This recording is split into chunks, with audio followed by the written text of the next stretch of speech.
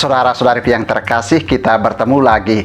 Kembali Anda berjumpa dengan saya, Pastor Igo Walerubun MSC, dalam Kisah Para Orang Kudus Setiap Hari.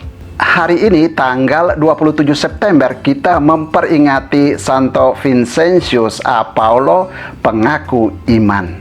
Vincentius A. Paulo terkenal sebagai rasul cinta kasih bagi kaum miskin dan penghibur orang-orang sakit. Pendiri kongregasi misi dan kongregasi putri-putri cinta kasih ini lahir di Puy Gascony, Prancis pada tanggal 24 April tahun 1581.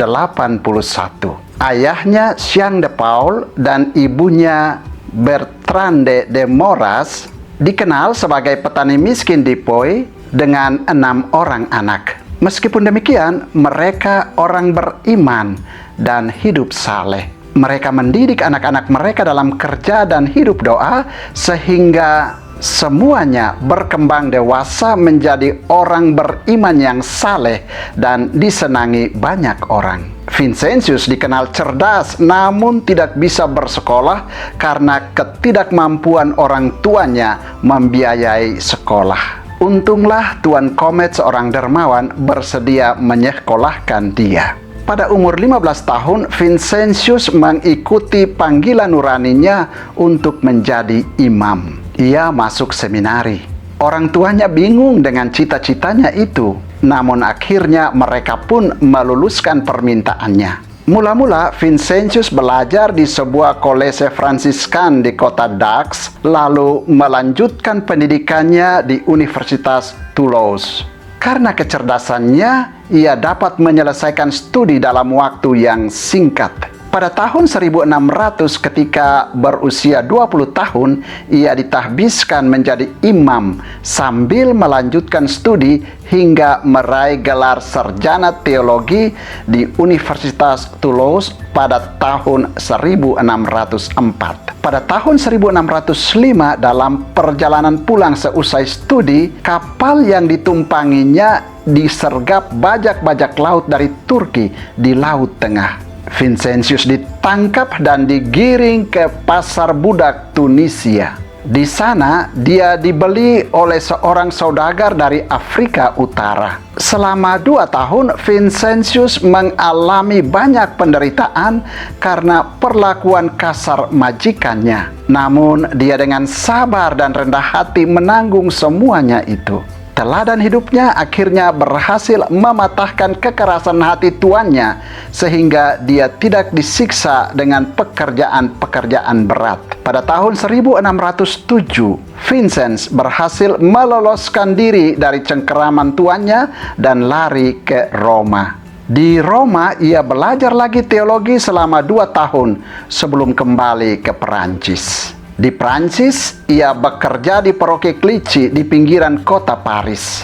Di bawah bimbingan Pastor Pierre de Berulle, seorang teolog terkenal yang kemudian menjadi kardinal, ia menjadi seorang imam yang disukai umat. Atas permintaan Pastor de Berulle, ia menjadi pengajar pribadi putra tertua Philippe Gondi, seorang bangsawan terkemuka dari Prancis. Dalam keluarga bangsawan ini, Vincent mulai mencurahkan seluruh kemampuannya.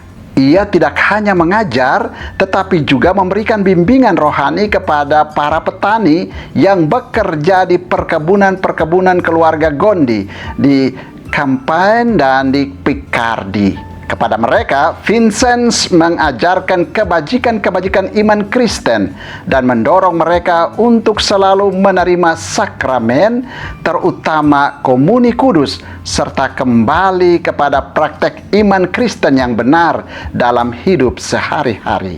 Pada tahun 1617, Vincent diangkat sebagai pastor paroki Chatillon-Lens-Dombers. Paroki ini tergolong sulit dan berat karena syarat dengan masalah-masalah kemerosotan moral dan praktek kekafiran. Vincent ternyata orang hebat. Ia berhasil mempertobatkan umat paroki itu hanya dalam waktu 1 tahun. Kesalehan hidup dan caranya melayani umat sanggup mematahkan kedegilan hati umat. Di paroki itulah Vincent mulai merintis pendirian tarekat persaudaraan cinta kasih.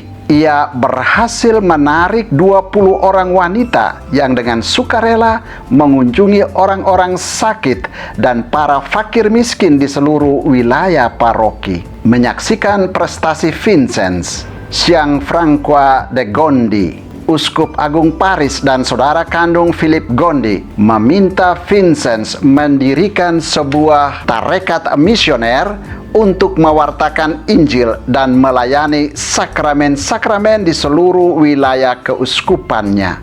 Tarekat misioner ini kemudian dikenal luas dengan nama Kongregasi Imam untuk Karya Misi atau Kongregasi Misi. Imam-imam dalam kongregasi ini lazim juga disebut imam-imam Lasaris. Pada mulanya mereka bermarkas di Collège des Beaux Enfants yang dipercayakan kepada Vincent oleh Uskup Agung Gianfranco de Gondi. Masalah besar yang dihadapi Vincent ialah kurangnya persiapan imam-imam diosesan Prancis untuk tugas-tugas pastoral. Untuk mengatasinya, Vincent mulai melancarkan program pembinaan rohani khusus untuk para calon imam yang akan ditahbiskan. Untuk itu, ia memindahkan pusat karyanya ke biara Santo Lazarus di Paris atas dukungan kepala biara itu. Di biara itu, Vincent memprakarsai pertemuan mingguan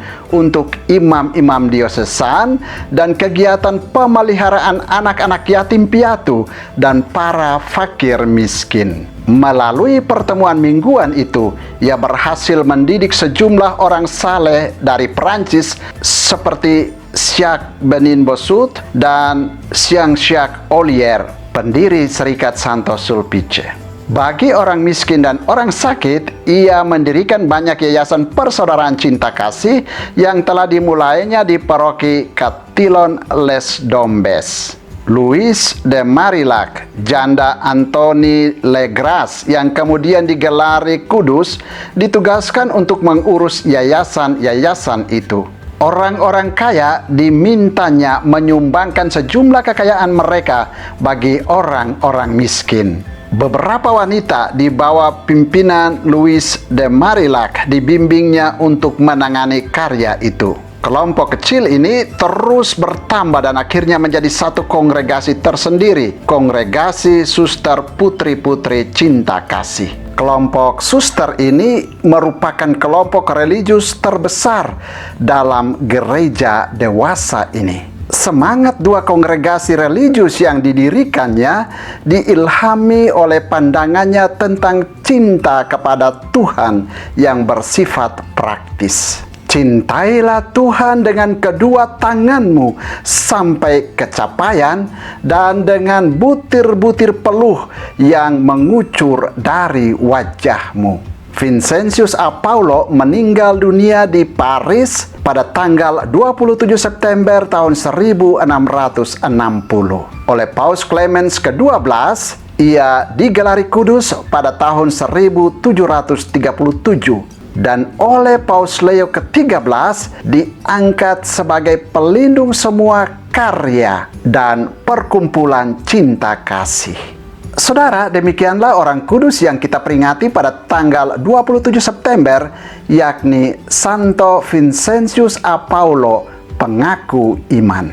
Santo Vincentius Apaulo, doakanlah kami. Tuhan memberkati.